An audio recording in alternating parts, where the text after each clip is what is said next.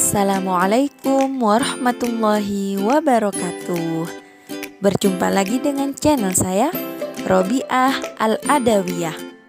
Sekarang kita akan belajar sambil bernyanyi tentang rukun-rukun wudhu.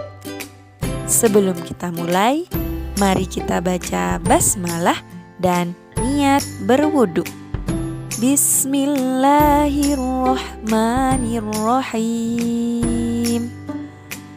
Nawaitul wudu'a li raf'il hadatsil asghari fardhan lillahi ta'ala. Artinya, aku berniat menghilangkan hadas kecil fardu karena Allah Ta'ala. Rukun wudhu ada enam. Rukun wudhu ada enam, kita wajib tahu. Yang pertama baca niat. Yang pertama baca niat, menghilangkan hadas kecil. Yang kedua basuh wajah. Yang kedua basuh wajah, sunnah 3 kali. Yang ketiga basuh tangan. Yang ketiga basuh tangan sampai siku-siku. Yang keempat mengusap sebagian kepala. Yang kelima basuh kaki sampai mata kaki. Yang keenam harus tertib. Yang keenam harus tertib urutannya.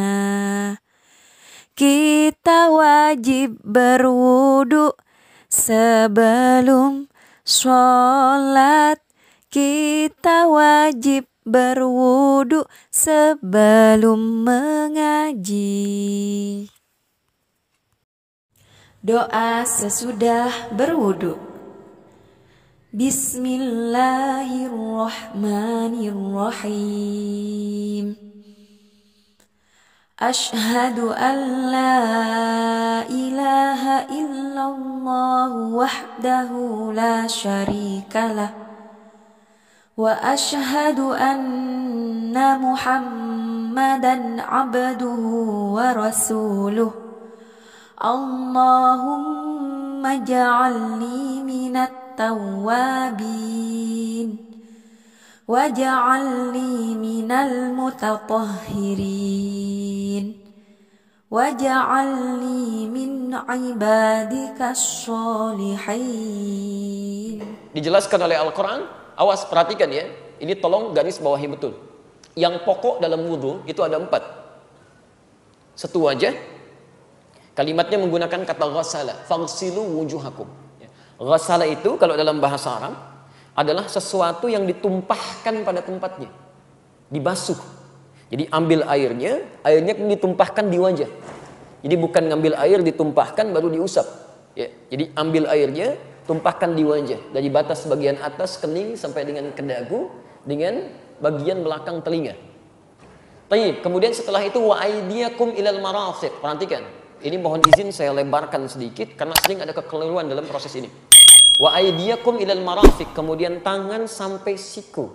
Ingat, tangan disebut tangan itu disebut iyad dalam bahasa Arab, itu dari ujung jemari ini, asabi' sampai ke ujung ke sini. Mendekat pada katif, dekat ke pundak. Ini tangan.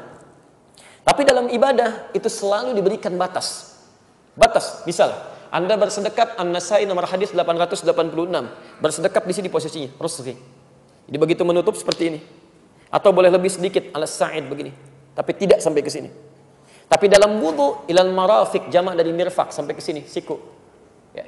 Ingat, tangan, jari, sampai siku. Jadi bukan siku ke bawah. Jadi bukan kerannya dibuka, sikunya dibeginikan. Jelas ya? Tapi diambil airnya, turunkan sampai ke siku ke sini. Nanti itu ada hikmahnya, ada penjelasannya. Kemudian setelah itu, wamsahu bi ru'usikum. Berubah kalimatnya dari ghasala menjadi masaha. Berbeda. Ghasala tumpahkan langsung di tempatnya, masaha tumpahkan dulu airnya baru diusapkan. Ya, masaha itu mengusap, bukan menumpahkan. Ya, yang diusapnya disebut masih. Nabi Isa punya gelar Al-Masih, Al-Masih karena di antara mukjizatnya bisa mengusap sesuatu dengan izin Allah penyakit bisa sembuh. Jelas ya? Tayyib. Dan yang diusap itu apa? Bukan rambut, tapi ru'us. Jamak dari kata ra'sun, kepala. Di sini keadilan Allah Subhanahu wa taala. Kalau yang diusap rambut, yang tidak punya rambut itu persoalan. Ya. Maka di sini diartikan dengan tidak ada penafsiran. Ya. Jadi semua ulama nggak ada penafsiran. Yang dibasuh itu kepalanya sehingga meresap ke dalamnya. Jadi begitu Anda buka, kemudian Anda ingin basuh, maka kemudian buang airnya, usapkan. Ya, usapkan ke kepalanya. Menggunakan huruf ba di situ. Ba di sini, dalam bahasa Arab ba punya 14 makna. Tapi di sini para ulama sepakat, ya, 3 yang bisa diterapkan. 1, ba al-istighraq, yaitu mengusap dari depan sampai ke belakang. Jadi begitu Anda ingin berwudu, misalnya, Anda kemudian mengusap, buka, tumpahkan airnya, diusap dari depan ke belakang. Jika dalam pelaksanaan itu tidak ada kesulitan berarti, tidak ada penyakit, tidak ada hambatan, untuk laki-laki khususnya, usap dari depan ke belakang. Jika kemudian ada persoalan, misal sakit sebagian dari anggota di kepalanya, sebagiannya, maka ba itu bisa berarti at-tab'id ma'at tahdid. Ya, sebagian dengan batas. Batasnya kata para ulama itu sampai di ubun-ubun di sini. Ya, jadi Anda bisa usapkan sepanjang kena ubun-ubunnya di sini, itu sudah sah dipandang mengusap. Dan yang terakhir, bagaimana jika di ubun-ubun pun ada persoalan? Maka ba di sini berfungsi sebagai at-tab'id min duni tahdid. Ya, mengusap tanpa ada batas, sepanjang disebut bagian dari kepala. Dan kenapa hikmahnya menggunakan huruf ba?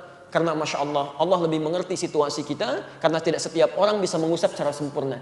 Ada perempuan yang mungkin menggunakan hijabnya, dalam suasana di tempat tertentu nggak bisa dibuka. Ibu boleh ambil air di sini, kemudian usapkan sebagian kepala, itu sudah sah.